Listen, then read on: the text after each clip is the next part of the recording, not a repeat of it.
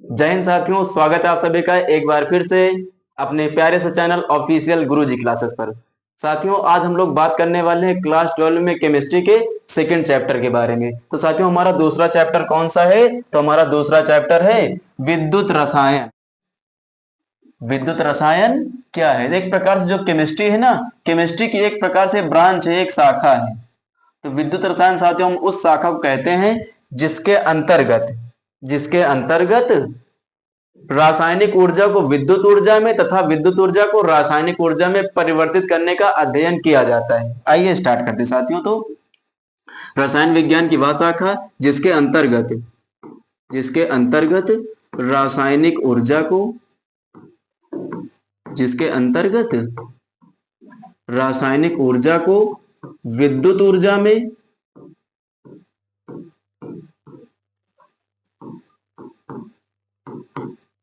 रासायनिक ऊर्जा को विद्युत ऊर्जा में तथा विद्युत ऊर्जा को रासायनिक ऊर्जा में परिवर्तित करने का अध्ययन किया जाता है, विद्युत रसायन कहलाते हैं। तो साथियों, विद्युत रसायन को दो भागों में बांटा गया है।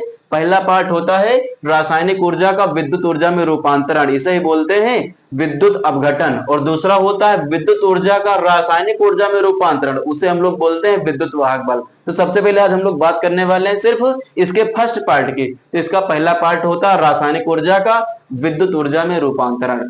तो साथियों, एक विधि होती है, एक प्रोसेस होता है जिसके माध्यम से रासायनिक ऊर्जा को विद्युत ऊर्जा में बदला जाता है। तो उस प्रोसेस के नाम है एक प्रकार से विद्युत रासायनिक सेल, यानी विद्युत रासायनिक सेल के माध्यम से रासायनिक ऊर्जा को विद्युत ऊर्जा में बदला जाता है। इसमें हम लोग लिखने वाले हैं, या फिर आप लोग खुद ही लिख सकते हैं, हम बोले दे रहे हैं कि वह सेल जिसके द्वारा रासायनिक ऊर्जा को विद्युत ऊर्जा में परिवर्तित किया जाता है, उसे विद्युत रासायनिक सेल या फिर वोल्टीय सेल या फिर गैल्वेनिक सेल कहते हैं। इसके तीन नाम हैं, विद्युत रासायनिक सेल, वोल्टीय सेल या फिर गैल्वेनिक सेल। ठीक है, तो इसका एक उदाहरण होता था, उसका एग्जाम्पल कौन सा है? तो उसका एग्जाम्पल है डेनियल सेल। उसका एग्जाम्पल क्या है? Daniell cell. तो साथियों, आज हम लोग बात करने वाले किसके बारे में? डेनियल सेल के बारे में, कि डेनियल सेल क्या होता है, डेनियल सेल क्या होता है, इसका स्ट्रक्चर कैसे होता है, ये वर्क कैसे करता है, आज हम लोग इसी के बारे में अध्ययन करेंगे। कौन सा टॉपिक है? डेनियल सेल है, डेनियल सेल।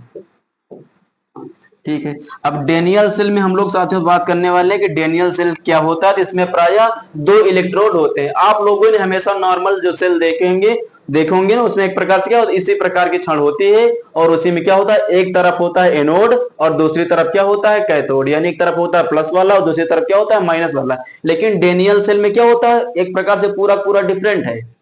ये क्या है? पूरा डिफरेंट है डेनियल सेल। तो डेनियल सेल में क्या होगा साथियों, इसमें दो इलेक्ट्रोड होती हैं। क्या होता है, इसमें दो इलेक्ट्रोड होती हैं और उन्हें क्या होता है, अलग अलग वाले पात्र में रखा जाता है। यानी दोनों इलेक्ट्रोडों को अलग अलग वाले पात्रों में रखा जाता है, विलयनों में क्या कर जाता है, एक प्रकार से रखा जाता है। तो डेनियल सेल है, इसमें क्या होता है, तो इसमें एक प्रकार से दो छड़ें ली जाती है।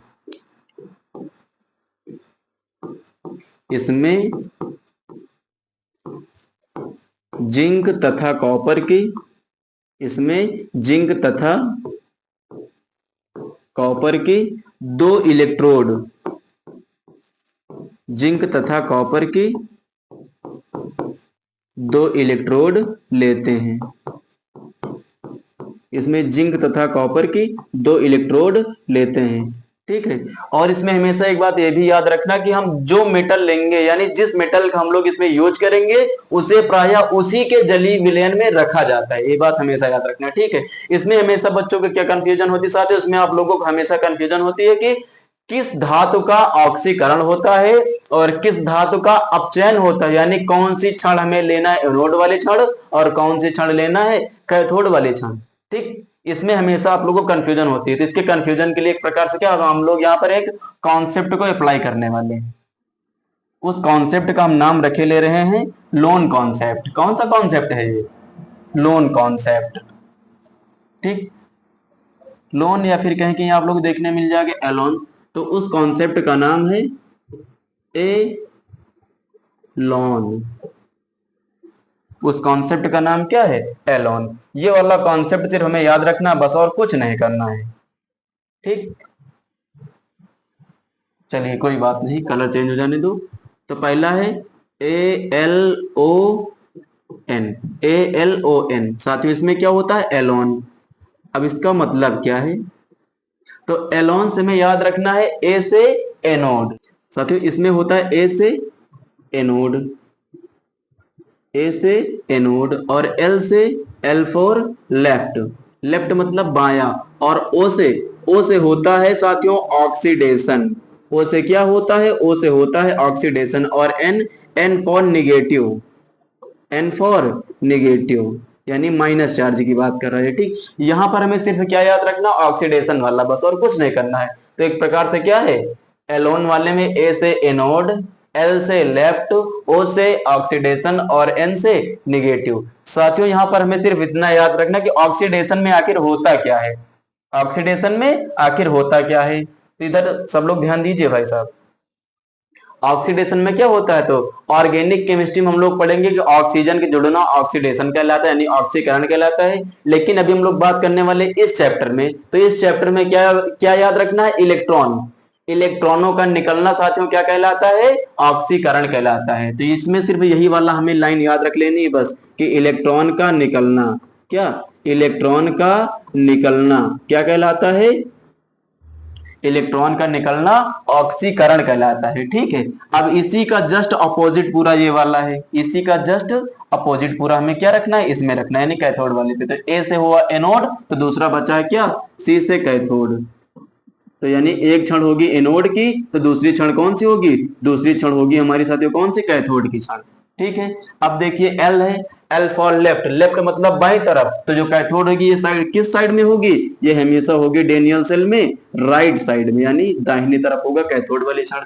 देखिए अब ओ से क्या है? ऑक्सीडेशन, यानी जो एनोड वाली क्षण है उसका होता है ऑक्सीडेशन। तो जो बची कैथोड वाली क्षण, कैथोड वाली क्षण का क्या होगा? तो कैथोड वाली क्षण का होता है रिडक्शन। ये वाला पॉइंट हमें याद रख लेना है बस, ऑक्सीडेशन वाला और रिडक्शन होता है। रिडक्शन में क्या होगा साथियों? तो रिडक्शन में होता है इलेक्ट्रॉनों का जुड़ना। इलेक्ट्रॉनों को जुड़ना क्या कहलाता है? रिडक्शन कहलाता है। वही बात करें जो एनोड वाली क्षण है, इस पर होता है नेगेटिव चार्ज। तो जो कैथोड वाली क्षण साथियों इस पर क्या होता है? इस पर होता है पॉजिटिव चार्ज। बस कुछ नहीं करना है, इतना कॉन्सेप्ट हमें सिर्फ क्या करना है? एक प्रकार से याद रखना है बस। तो क्या होता है साथियों इसमें? एक प्रकार से जो डेनियल सेल होता है, तो डेनियल सेल में दो क्षणें होती है। कौन कौन सी? एक होती है एनोड वाली क्षण, कौन सी? एक होती है एनोड वाली क्षण, और दूसरी कौन सी होती है? कैथोड वाली क्षण।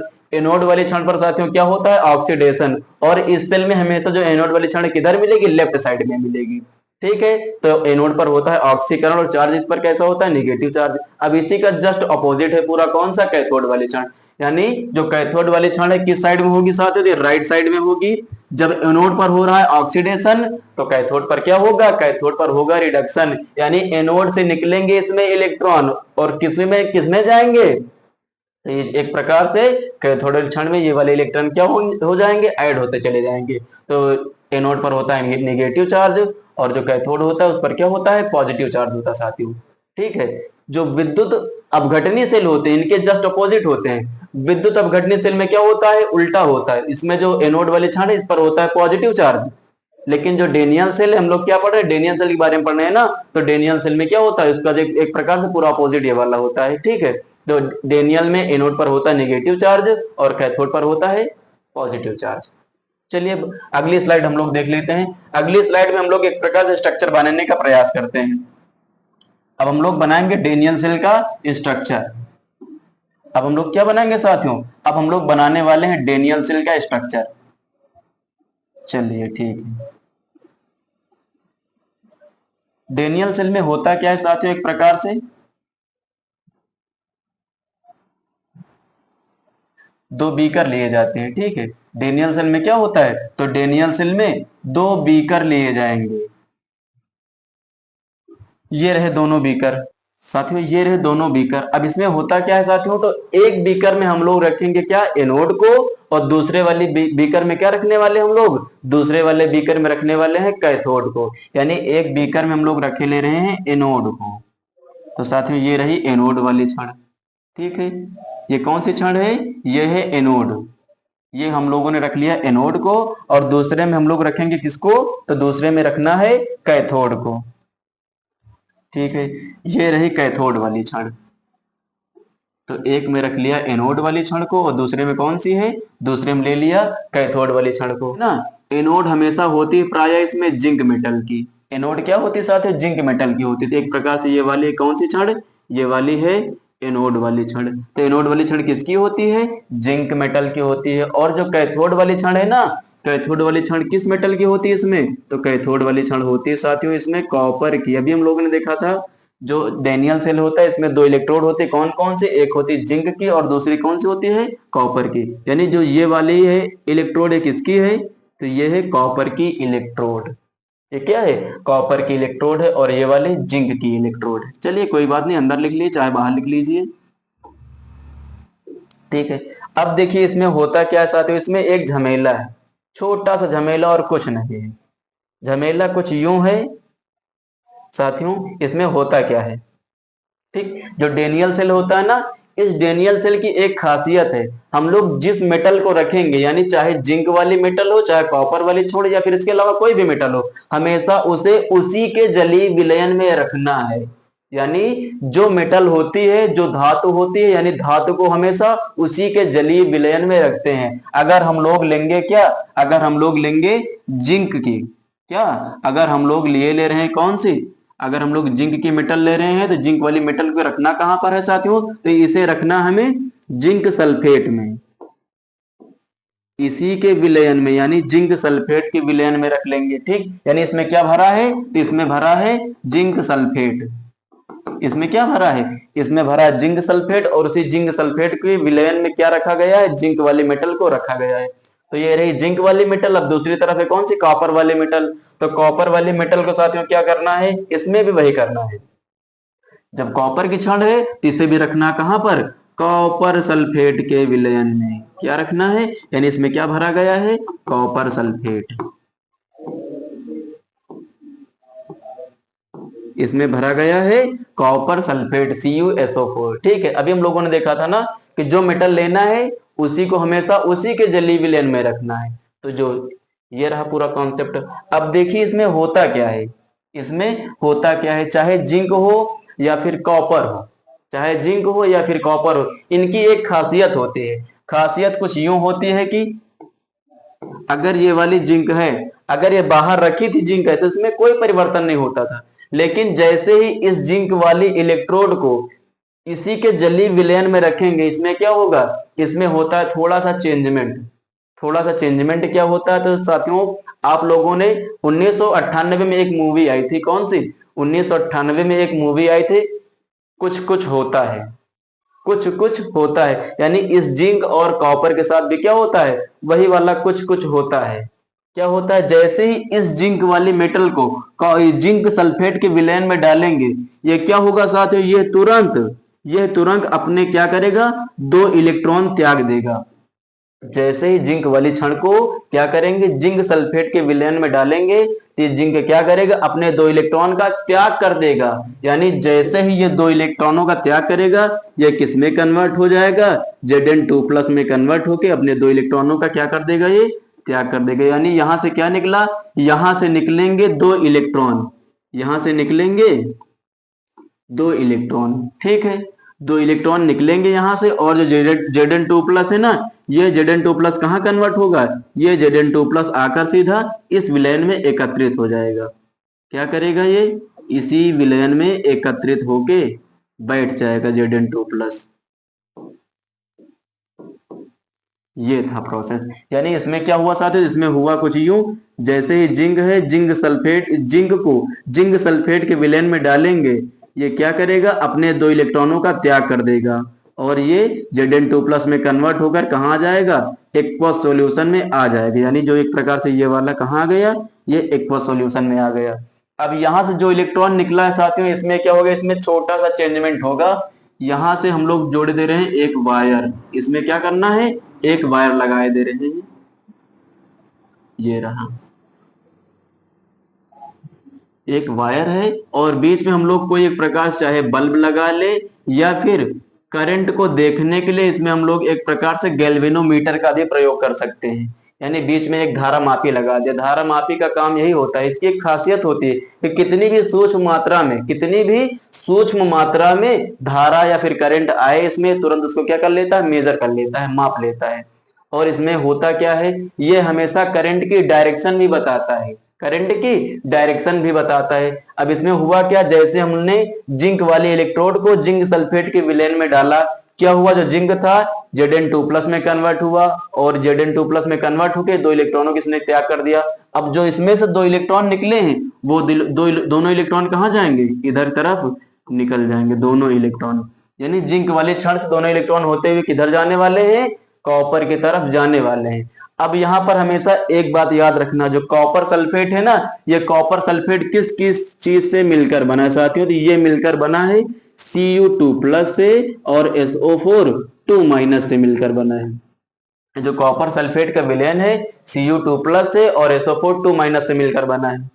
अब इसमें होता क्या है, जैसे ही दोनों इलेक्ट्रॉन इधर आएंगे, यानी कॉपर वाले छड़ पर दोनों इलेक्ट्रॉन चलकर आएंगे। अब इसमें इसमें क्या बैठा है, इसमें बैठा है Cu2+ और SO4 2- कॉपर सल्फेट के रूप में। यानी इसमें हम लोग लिख सकते हैं क्या बैठा है, Cu2+। ये Cu2+ किस में कन्वर्ट होना चाहता है, ये Cu2+ कन्वर्ट होना चाहता है कॉपर में। ये दोनों मेटल एक जैसी हैं, दोनों ही मेटल क्या है, दोनों की दोनों एक जैसी। एक जिंक है Zn2+ में कन्वर्ट होना चाहता है, जिंक है Zn2+ में कन्वर्ट होना चाहता है, और इधर Cu2+ है, कौन इधर बैठा है Cu2+। ये Cu2+ किस में कन्वर्ट होना चाहता है, ये कॉपर में कन्वर्ट होना चाहता है। तो ये कॉपर में कब कन्वर्ट होगा साथियों, जैसे ही इस Cu2+ से ये वाले दोनों इलेक्ट्रॉन क्या करेंगे, मिलेंगे, दोनों इलेक्ट्रॉन क्या होंगे, इसमें मिलेंगे। वैसे ही क्या होगा, ये Cu2+ कॉपर में कन्वर्ट हो जाएगा, और कॉपर में कन्वर्ट होके कहां एकत्रित हो जाएगा, कॉपर वाले क्षण पर ये एकत्रित हो जाएगा। यहां पर इधर से इलेक्ट्रॉन निकल निकल कर, इधर से दोनों इलेक्ट्रॉन क्या होंगे, निकल निकल कर इधर आते रहेंगे, और इसी तरह इधर से Cu2+ आयन जा करके दोनों इलेक्ट्रॉनों को लेकर के किसमें कन्वर्ट होते रहेंगे, कॉपर में कन्वर्ट होते रहेंगे। और इस प्रकार क्या होता है, इसमें करंट का फ्लो होने लगता है। भैया एक बात हमेशा याद रखना, अभी तक हुआ था क्या, यहां से इलेक्ट्रॉन गए, इधर आए इलेक्ट्रॉन, ये प्रोसेस था। लेकिन इलेक्ट्रिक सर्किट अभी पूरा नहीं हुआ, यानी एक प्रकार से जो परिपथ है ना, ये परिपथ पूरा नहीं हुआ है। भाई हमेशा आप लोग देखते हैं, चाहे जो घरेलू परिपथ हो, वायरिंग में हमेशा 2 वायर होते हैं ना, तो एक प्रकार से ये भी क्या हुआ, एक सिंगल वायर है। तो सिंगल वायर के माध्यम से इलेक्ट्रॉन इधर तक आ गए, लेकिन अब इलेक्ट्रॉन इधर तक आए, भाई परिपथ पूरा कब होगा, जब इधर से भी इलेक्ट्रॉन इधर तक आदान प्रदान होता रहेगा। इसमें होता क्या है, परिपथ को पूरा करने के लिए, इस सर्किट को पूरा करने के लिए हम लोग इसमें क्या करने वाले हैं, एक यू ट्यूब का प्रयोग करने वाले हैं। किसका, यू ट्यूब का। आप जिस प्लेटफॉर्म के माध्यम से हमें देख रहे हैं, हम उस यूट्यूब की बात नहीं कर रहे हैं, ठीक। इसमें एक यूट्यूब का प्रयोग होता है, और उस यूट्यूब का हम लोग नामकरण करने से पहले भाई जान लेते हैं उसके बारे में कुछ रोचक तथ्य। चलिए रोचक तथ्य हम लोग बाद में जानेंगे, रोचक तथ्य तो बाद में जानेंगे, पहले इसे हम लोग जान लेते कि आखिर यूट्यूब होता क्या है। वो एक यूट्यूब है, ये बीच में क्या करता है, परिपथ को पूरा करने का कार्य करता है, यानी परिपथ को कंप्लीट करने का ये एक प्रकार से वर्क करता है, ठीक। इस यूट्यूब का नाम है लवण सेतु। इसका नाम क्या है, इसका नाम है लवण सेतु, लवण सेतु। इंग्लिश में से बोलते हैं सॉल्ट ब्रिज, सॉल्ट ब्रिज। अच्छे ढंग से लिख लेते हैं, सॉल्ट जी। साथियों ये रहा सॉल्ट ब्रिज, यानी परिपथ को पूरा करने का काम कौन कर रहा है, सॉल्ट ब्रिज। इस सॉल्ट ब्रिज की एक खासियत होती है साथियों, इसमें एक प्रकार से क्या होता है, सफेद पदार्थ, सफेद रंग का एक पदार्थ भरा जाता है इसमें। सफेद रंग का एक पदार्थ होता है एकदम गाढ़ा गाढ़ा सा, जैसे इसको जेली विलेन में डालते हैं ना, एकदम जेली रूप में कन्वर्ट हो जाता है, जेली के फॉर्म में कन्वर्ट हो जाता है, एकदम गाढ़ा गाढ़ा होता है। उसे हम लोग बोलते हैं, जो इसमें लिक्विड होता है ना, जो गाढ़ा गाढ़ा होता है, उसे बोलते हैं अगर अगर जेल। कौन सा, अगर अगर जेल। यानी सॉल्ट ब्रिज में क्या भरा होता है, अगर अगर जेल भरा होता है। जो सॉल्ट ब्रिज किस चीज से मिलकर बना होता है, इसमें प्रायः दो आयन होते हैं। कौन कौन से, हम लोग इसमें यूज कर सकते हैं पोटेशियम क्लोराइड KCl, यानी KCl भी यूज कर सकते हैं, और KCl के अलावा इसमें हम लोग यूज कर सकते हैं सोडियम सल्फेट का भी। यानी इसमें चाहे हम लोग KCl लें या फिर Na2SO4 भी ले सकते हैं, सोडियम सल्फेट भी ले सकते हैं। हमेशा इसमें एक बात याद रखना है कि एक प्लस वाला और एक माइनस वाला जो होगा ना लवण, उसमें हमेशा प्लस वाले की और माइनस वाले की जो भागने की रफ्तार होती है, जो भागने की रफ्तार होती है साथियों, उसे हम लोग बोलते हैं गतिशीलता, मोबिलिटी। दोनों की मोबिलिटी सेम होनी चाहिए। ठीक, तो सोडियम और सल्फेट में, सोडियम है प्लस वाला, सल्फेट है माइनस वाला, दोनों प्लस माइनस वालों की जो मोबिलिटी होती, गतिशीलता होती है, एक प्रकार से क्या होती है, समान होती है। तो इसीलिए हम लोग किसका प्रयोग करने वाले हैं, इस लवण सेतु में सोडियम सल्फेट का प्रयोग करने वाले हैं। इसमें हम लोग पोटेशियम क्लोराइड भी ले सकते हैं, ठीक है, कोई बात नहीं है। तो हम लोग यहाँ पे ले रहे हैं कौन सा, सोडियम सल्फेट। हम सोडियम सल्फेट क्यों ले रहे हैं, क्योंकि अभी हम लोग आपको इसकी क्रियाविधि को दिखाने वाले हैं 3D एनिमेशन के माध्यम से। पूरा 3D एनिमेशन के माध्यम से कैसे कैसे इसमें क्या होता है कि जिंक है, जिंक से कैसे दो इलेक्ट्रॉन निकल के Zn2+ में कन्वर्ट होकर इसमें सॉल्यूशन में आते हैं। इधर से दोनों इलेक्ट्रॉन निकल के कॉपर पर कैसे आते हैं, Cu2+ चार्ज जो है दोनों इलेक्ट्रॉनों से मिलकर कॉपर में कैसे कन्वर्ट होता है। अभी हम लोग इसे 3D एनिमेशन के माध्यम समझने वाले हैं, ठीक है। तो एक प्रकार से, इस प्रकार से ये क्या होता है, संपन्न होती पूरी। तो जिंक है, जिंक से इलेक्ट्रॉन निकल रहे हैं। यहां पर क्या हो रहा है साथियों, जिंक वाले मेटल है, जिंक वाले मेटल से इलेक्ट्रॉन निकल रहे हैं। तो हम लोग बोल सकते हैं कि जो डेनियल सेल है एनोड में, सॉरी सॉरी सॉरी भाई, जो एनोड है ये डेनियल सेल में, ठीक, यानी जो एनोड वाली छड़ होती है हमेशा इसमें क्या होता है, एनोड वाली छड़ का होता है ऑक्सीकरण। यानी एनोड से इलेक्ट्रॉन निकल रहे हैं तो इलेक्ट्रॉनों का निकलना क्या कहलाता है, इलेक्ट्रॉनों का निकलना ऑक्सीडेशन कहलाता है। अभी हम लोग देख चुके हैं ना, इलेक्ट्रॉनों का निकलना ऑक्सीडेशन कहलाता है। और ऑक्सीडेशन किस पर होता है हमेशा, तो ऑक्सीडेशन एनोड पर होता है, ठीक है। और कॉपर पे क्या होता था, यानी कैथोड पर, कैथोड पर होता है रिडक्शन, यानी इलेक्ट्रॉन जुड़ते हैं। कैथोड पर क्या होता है, तो कैथोड पर इलेक्ट्रॉन जुड़ते हैं, यानी इधर से इलेक्ट्रॉन निकले कैथोड वाली क्षण पर आए, तो कैथोड वाली क्षण का क्या हो रहा है, इसमें इसका हो रहा है रिडक्शन, इसका हो रहा है रिडक्शन, ठीक। तो डेनियल सेल में क्या होता है कि जो एनोड होती है, एनोड वाली क्षण का होता है ऑक्सीडेशन, एनोड वाली क्षण का होता है ऑक्सीडेशन, और जो कैथोड वाली क्षण होती है उसका क्या होता है, रिडक्शन होता है। तो इस प्रकार, एक प्रकार से क्या होता है, ये अभिक्रिया संपन्न होती है। लेकिन यहाँ पर साथियों एक बात हमें समझना और है, इस रिएक्शन के माध्यम से, इसमें अगर इंपॉर्टेंट ज्यादा कुछ है, सिर्फ यही वाली रिएक्शन है दोनों बस। कौन सी, ये वाली जो है ऑक्सीडेशन रिएक्शन, और दूसरी कौन सी है, रिडक्शन रिएक्शन। तो एक प्रकार से ये आधा सेल है, आधे सेल में जो अभिक्रिया हो रही है इसे हम लोग बोलेंगे अर्ध ऑक्सीकरण अभिक्रिया। कौन सी अभिक्रिया, ये आधे सेल में हो रही, तो यह है अर्ध ऑक्सीकरण अभिक्रिया। और इसमें एक प्रकार से अपचयन हो रहा है, यानी इलेक्ट्रॉन जुड़ रहे हैं। इसमें है क्या, एक प्रकार से आधे सेल में ये वाली अभिक्रिया हो रही है, तो इसका नाम है अर्ध अपचयन अभिक्रिया। तो यह है अर्ध ऑक्सीकरण अभिक्रिया, और वो रही है कौन सी, अर्ध अपचयन अभिक्रिया। यही प्रोसेस साथियों इसमें हमेशा चलता रहता है। इधर से इलेक्ट्रॉन निकलेंगे, उधर जाएंगे, Cu2+ एक प्रकार से क्या होगा, इधर का, इधर Cu2+ है, दोनों कॉपर इलेक्ट्रॉनों को लेकर कॉपर में कन्वर्ट होगा, फिर वही प्रोसेस होता है। यानी ये प्रोसेस हमेशा चलता रहता है। तो इस प्रोसेस में होगा क्या, Zn2+ हमेशा किसमें आते रहेंगे, सॉल्यूशन में आते रहेंगे, Zn2+ आते रहेंगे, इलेक्ट्रॉन जाते रहेंगे, Zn2+ आते रहेंगे, इलेक्ट्रॉन जाते रहेंगे। और इधर क्या होता रहेगा, इलेक्ट्रॉनों को Cu2+ यहां से निकल निकल के कन्वर्ट करता रहेगा, किसमें, कॉपर में कन्वर्ट करता रहेगा। यानी Cu2+ है, ये दोनों इलेक्ट्रॉनों पर झपट्टा मार के किसमें कन्वर्ट हो जाएगा, कॉपर में कन्वर्ट हो जाएगा। इसे हमेशा आप लोग याद रखना, ठीक है। कि जो जिंक है एनोड वाले क्षण पर, ये जिंक है Zn2+ में कन्वर्ट होना चाहता है, और जो Cu2+ है साथियों ये किसमें कन्वर्ट होना चाहता है, कॉपर में कन्वर्ट होना चाहता है। अभी हमने बताया था ना कि इसमें क्या होता है, कुछ कुछ होता है। आप लोगों ने वो सॉन्ग भी सुना होगा, कुछ कुछ होता है, कि तुम पास आए यूं मुस्कुराए, हमने न जाने क्या सपने सजाए। एक प्रकार से क्या है साथियों, इसमें वही वाला एक प्रकार से कॉन्सेप्ट आप लोग अप्लाई कर सकते हैं, कुछ कुछ होता है, कुछ कुछ होता है। सॉन्ग सुना था ना, कि तुम पास आए यूं मुस्कुराए, तुमने न जाने क्या सपने सजाए, अब तो मेरा दिल जागे न सोता है, क्या करूं हाय, कुछ कुछ होता है। साथियों यही कुछ कुछ इसमें भी होता है, ठीक। यही कुछ कुछ क्या हो रहा है, इसमें भी हो रहा है। एक प्रकार से जो जिंक है Zn2+ में कन्वर्ट हो रहा है, और जो Cu2+ है ये दोनों इलेक्ट्रॉनों को एकत्रित करके, इकट्ठा करके, ग्रहण करके किसमें कन्वर्ट हो रहा है, कॉपर में कन्वर्ट हो रहा है। साथियों यहाँ पर हमेशा एक बात हमें यह भी समझना है कि अगर यही प्रोसेस लगातार चलता रहेगा, चलता रहेगा, चलता रहेगा, तो एक प्रकार से क्या होगा, जो ये वाला जो जिंक सल्फेट का विलयन है भाई, लगातार Zn2+ आते रहेंगे, Zn2+ आते रहेंगे, तो Zn2+ का आतंक इसमें बढ़ जाएगा। और इधर क्या होगा, इधर से जो कॉपर सल्फेट है यहां से Cu2+ जाते रहेंगे, जाते रहेंगे, जाते रहेंगे, जाते रहेंगे, कॉपर पर एकत्रित होते रहेंगे, कॉपर पर एकत्रित होते रहेंगे, तो इसमें क्या होगा, इसमें SO4 2- का आतंक बढ़ जाएगा।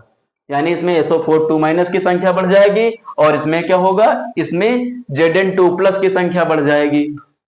तब क्या होगा साथियों, इस कंडीशन में इधर जितने भी Zn2+ आते रहेंगे, इधर जितने भी Zn2+ आते रहेंगे, आते रहेंगे, आते रहेंगे, और इधर जितने भी SO4- एकत्रित होते रहेंगे, SO4- की संख्या क्या होती रहेगी, बढ़ती रहेगी। भाई Cu2+ तो जाते रहेंगे यहां से, जिसमें क्या बचता रहेगा, सिर्फ SO4 बचता रहेगा। तो इस कंडीशन में इधर Zn2+ को निपटाने के लिए, किसको, Zn2+ को, यानी Zn2+ के निपटारे के लिए इसमें कौन आएगा, तो Zn2+ को निपटाने के लिए, न्यूट्रल करने के लिए इधर से आएगा कौन, SO4। यानी ये वाला SO4 जो है ना, SO4 इधर आकर जिंक से मिलेगा, और जिंक से मिलके जिंक सल्फेट में कन्वर्ट होकर इसमें एकत्रित हो जाएगा, नीचे बैठ जाएगा। और इधर क्या है, इधर SO4- है, तो SO4- का आतंक जो बढ़ रहा है ना, इसे निपटाने के लिए इसमें कौन आएगा, इसे निपटाने के लिए सोडियम आएगा। तो यहां से सोडियम इधर एकत्रित होता रहेगा, इधर से SO4 इधर एकत्रित होता रहेगा। इस प्रकार से Zn2+ को SO4 निपटा कर नीचे बैठा देगा, और इधर जो बैठा है SO4 को सोडियम निपटा कर नीचे बैठा देगा। तो इस प्रकार से सॉल्ट ब्रिज होता साथियों, यह सॉल्ट ब्रिज परिपथ को पूरा करने के साथ साथ, ये सॉल्ट ब्रिज परिपथ को पूरा करने के साथ साथ इसका जो दूसरा काम होता साथियों, इसका दूसरा काम होता है उदासीनता को बनाए रखना। यानी जो विद्युत अपघट्य भरा गया है, विद्युत अपघट्य की उदासीनता को बनाए रखने भी क्या करता है, लवण सेतु कार्य करता है। तो हम लोग लवण सेतु के कार्य भी लिख सकते हैं, जिसके दो कार्य होते हैं। पहला कार्य क्या है, यह परिपथ को पूरा कर रहा है। दूसरा कार्य क्या है, दूसरा कार्य यह है कि एक प्रकार से ये जो विलयन है, विलयन की उदासीनता को क्या करता है, ये कंटिन्यू बनाए रखता है। तो एक प्रकार से क्या होता है, ये रिएक्शन संपन्न हो जाती है। तो ये जो अभिक्रिया है साथियों, इसे हम लोग बोलते हैं अर्ध ऑक्सीकरण अभिक्रिया। जो जिंक वाले पे हो रहे हैं ना भाई, एनोड वाले क्षण पर, एनोड पर होता है ऑक्सीडेशन, और दूसरी कौन से, कैथोड है, तो कैथोड वाले क्षण पे क्या होता है, रिडक्शन। तो आधा से लिए रहा, आधा से लिए रहा। तो साथियों एक प्रकार से ये जो वाली अभिक्रिया है, ये वाली रिएक्शन, इसे हम लोग बोलते हैं अर्ध ऑक्सीकरण अभिक्रिया, अर्ध ऑक्सीकरण अभिक्रिया, अर्ध ऑक्सीकरण अभिक्रिया, ठीक। तो अर्ध ऑक्सीकरण अभिक्रिया होती है किस पर, एनोड पर होती है। और जो ये रिएक्शन है, ये वाली कौन सी है, ये वाली रिएक्शन है अर्ध अपचयन अभिक्रिया,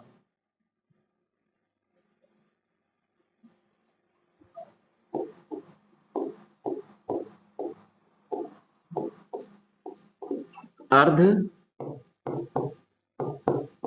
अर्ध अपचयन अभिक्रिया। साथियों इसी अर्ध ऑक्सीकरण अभिक्रिया और इसी अर्ध अपचयन अभिक्रिया से मिलकर एक सेल अभिक्रिया बनती है।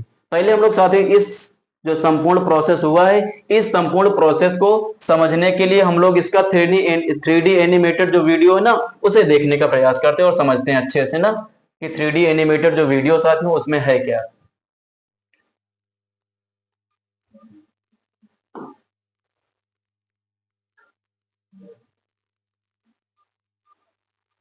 कौन सा था भाई, ये रहा साथियों हमारा डेनियल सेल की कार्यविधि पूरी, ठीक है।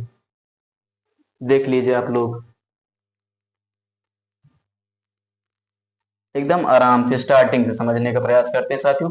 ये पूरा डेनियल सेल है। डेनियल सेल में क्या है, एक प्रकार से ये वाला जो ना, ये है जिंक की, ये है जिंक वाली छड़, और दूसरी कौन सी, ये है कॉपर वाली छड़, यानी ये एनोड की छड़ और दूसरी ये है कैथोड की छड़। एनोड वाली जो जिंक की है ये किसमें बैठी है, तो एक प्रकार से इसे रखा गया है जिंक सल्फेट के विलयन में। जो कॉपर वाली छड़ है, कॉपर वाली छड़ कहाँ रखा गया है, कॉपर सल्फेट के विलयन में रखा गया है। अब होगा क्या, वही चीज पूरा प्रोसेस है। इसमें क्या जिंक सल्फेट है, इसमें क्या कॉपर सल्फेट है। ये रही जिंक वाली मेटल, ये रही कॉपर वाली मेटल। ये है जिंक वाली एनोड, वो है कॉपर वाली कैथोड। और बीच में एक प्रकार से क्या लगा, गैल्वेनोमीटर धारामापी लगा है, ठीक है, बीच में है धारामापी। और बीच में क्या है, सॉल्ट ब्रिज, लवण सेतु है। लवण सेतु में कौन कौन से आयन है, तो एक प्रकार से हमने बताया सोडियम है, दूसरा कौन सा सल्फेट है, यानी Na2SO4 या फिर K2SO4 आप कोई भी ले सकते हैं। इसमें sodium sulphate, potassium sulphate, K2SO4 भाई सोडियम का बड़ा भाई पोटेशियम है। अब होता क्या है, एनोड है, एनोड से 2 इलेक्ट्रॉन निकलेंगे, Zn2+ में कन्वर्ट होगा। ये Zn2+ आया कहां पर, सॉल्यूशन में आया, और 2 इलेक्ट्रॉन निकले एनोड पर गए। 2 इलेक्ट्रॉन कहां गए, एनोड पर गए। अब वही दोनों इलेक्ट्रॉन एनोड से होते हुए साथियों कहां जाएंगे, एनोड से होते हुए ये कैथोड वाली छड़ यानी कॉपर वाली छड़ पर गए। और अंदर बैठा है सॉल्यूशन में Cu2+। ये Cu2+ किसके इंतजार में बैठा है, दोनों इलेक्ट्रॉनों का इंतजार कर रहा है। और ये Cu2+ दोनों इलेक्ट्रॉनों पर झपट्टा मार के कॉपर में कन्वर्ट होके कॉपर वाले क्षण पर एकत्रित होता रहेगा। और इस प्रकार ये वाला जो क्षण है ना मोटी होती रहेगी, और ये वाली क्षण क्या होती है, क्षरित होकर पतली होती रहती है। ये पूरा प्रोसेस है किसका, एनोड वाली क्षण का और कैथोड वाली क्षण का। अब सॉल्ट ब्रिज का वर्क भी आप लोग देख लीजिए। सॉल्ट ब्रिज क्या करता है, न्यूट्रल कर रहा है ना पूरा। उधर से आएगा कौन, यहां से निकलेगा सोडियम, पोटेशियम आकर किसको, Zn2+ को कन्वर्ट करेगा किसमें, पोटेशियम सल्फेट में। और उधर क्या था, वह पूरा अपोजिट वाला था। और इस प्रकार ये पूरा प्रोसेस चलता रहता है और इलेक्ट्रिसिटी की जनरेट होती रहती है। इसमें लगातार इलेक्ट्रिसिटी जनरेट होती रहती है साथियों। ये एक प्रकार से क्या था, एक प्रकार से ये थी डेनियल सेल की कार्यविधि, डेनियल सेल की कार्यविधि। अब साथियों हम लोग इसमें समझने वाले हैं क्या, इसमें हम लोग समझेंगे सेल अभिक्रिया क्या होती है। ठीक है, सेल अभिक्रिया। तो सेल अभिक्रिया को हम लोग समझते हैं अगली वाली स्लाइड पे। सेल अभिक्रिया को समझते हैं अगली वाली स्लाइड। ठीक है, देखिए एनोड पर क्या हो रहा है, एनोड है, एनोड पर क्या हो रहा है और कैथोड पर क्या हो रहा है, एनोड और कैथोड। ठीक है, ठीक है, एनोड है यानी जिंक वाली छड़ है।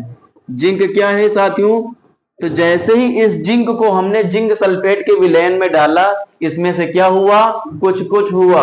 यानी जिंक जो थी, जैसे हमने जिंक को जिंक सल्फेट के विलयन में डाला, इसने क्या किया, अपने 2 इलेक्ट्रॉनों का त्याग कर दिया। भैया जो जिंक है ये 2 इलेक्ट्रॉन का त्याग ही क्यों करती है, भैया इसका एक प्रकार से क्या है, इलेक्ट्रॉनिक विन्यास ही ऐसा है। ठीक है, तो इसने क्या किया, 2 इलेक्ट्रॉनों का त्याग करके किसमें कन्वर्ट हुई है, ये कन्वर्ट हो गई Zn2+ में। ठीक है, अब इसमें क्या होता है कैथोड में, तो कैथोड में क्या हो रहा है, तो कैथोड में जो Cu2+ अंदर बैठा सॉल्यूशन में, Cu2+ बैठा किसके इंतजार में, दोनों इलेक्ट्रॉनों के इंतजार में। जैसे ही Cu2+ के संपर्क में दोनों इलेक्ट्रॉन आएंगे, ये क्या करेगी, इस पर झपट्टा मार के किसमें कन्वर्ट हो जाएगा, ये कॉपर में कन्वर्ट हो जाएगा। तो ये थी अर्ध ऑक्सीकरण अभिक्रिया, और ये कौन सी है, अर्ध अपचयन अभिक्रिया। और दोनों अर्ध ऑक्सीकरण अभिक्रियाओं और अर्ध अपचयन अभिक्रियाओं से मिलकर एक सेल अभिक्रिया का निर्माण होता है। इसका एक सेल अभिक्रिया का निर्माण होता है। कैसे होता है देखिए अब। ठीक, यहां से दोनों इलेक्ट्रॉन कैंसिल आउट हो गए। अब इधर बचा क्या, इधर बचा है जिंक और दूसरा क्या बचा है, कॉपर। जिंक और दूसरा क्या बचा है, कॉपर। और इस साइड में साथियों क्या बचा है, इधर बचा है Zn2+। Zn2+, दूसरा क्या बचा है, दूसरा बचा है कॉपर। तो एक प्रकार से ये जो रिएक्शन कंप्लीट हुई ना साथियों, इसी अभिक्रिया को हम लोग बोलते हैं रेडॉक्स अभिक्रिया, या फिर इसी अभिक्रिया को बोलते हैं सेल अभिक्रिया। यही अभिक्रिया क्या है, रेडॉक्स अभिक्रिया या फिर सेल अभिक्रिया। यही रिएक्शन है पूरी। तो कैसे पता चला, भैया इसमें एक का हो रहा है ऑक्सीकरण और दूसरे का हो रहा है अपचयन। एक का हो रहा है ऑक्सीकरण और दूसरे का क्या हो रहा है अपचयन। अब इसमें देखिए जिंक जो है ये कन्वर्ट हो रहा है Zn2+ में, यानी जिंक ने 2 इलेक्ट्रॉनों का त्याग किया तो इलेक्ट्रॉन इसमें से निकले, तो इलेक्ट्रॉन का निकलना कहलाता है ऑक्सीकरण। जिंक का हो रहा है ऑक्सीकरण। और जो कॉपर है Cu2+, ये Cu2+ क्या कर रहा है, कॉपर में कन्वर्ट हो रहा है, यानी जो Cu2+ है ये 2 इलेक्ट्रॉनों को ग्रहण करके किसमें कन्वर्ट हो रहा है, कॉपर में कन्वर्ट हो रहा है। तो इलेक्ट्रॉन को ग्रहण करना क्या कहलाता है, अपचयन। इलेक्ट्रॉनों को ग्रहण करना या फिर क्या जुड़ना क्या कहलाता है, अपचयन कहलाता है। तो साथियों इस प्रकार से हमारा आज का यह टॉपिक क्या हुआ, कंप्लीट हुआ। अब आप लोग इसे स्टेप बाय स्टेप क्या करते हैं, स्क्रीनशॉट भी ले सकते हैं। तो साथियों ये रही हमारी पहली स्लाइड और ये रही हमारी कौन सी दूसरी स्लाइड, आप लोग इसका स्क्रीनशॉट भी ले सकते हैं। और ये रही हमारी कौन सी तीसरी स्लाइड, ठीक है, ये रही हमारी तीसरी स्लाइड। आप साथियों इस चैप्टर की संपूर्ण पीडीएफ को प्राप्त करने के लिए हमारे टेलीग्राम चैनल ऑफिशियल गुरुजी क्लासेस से भी एक प्रकार से क्या कर सकते हैं, जुड़ सकते हैं। तो साथियों आज के लिए हम लोग इतना ही रखते हैं। बहुत बहुत धन्यवाद। जय हिंद, जय भारत।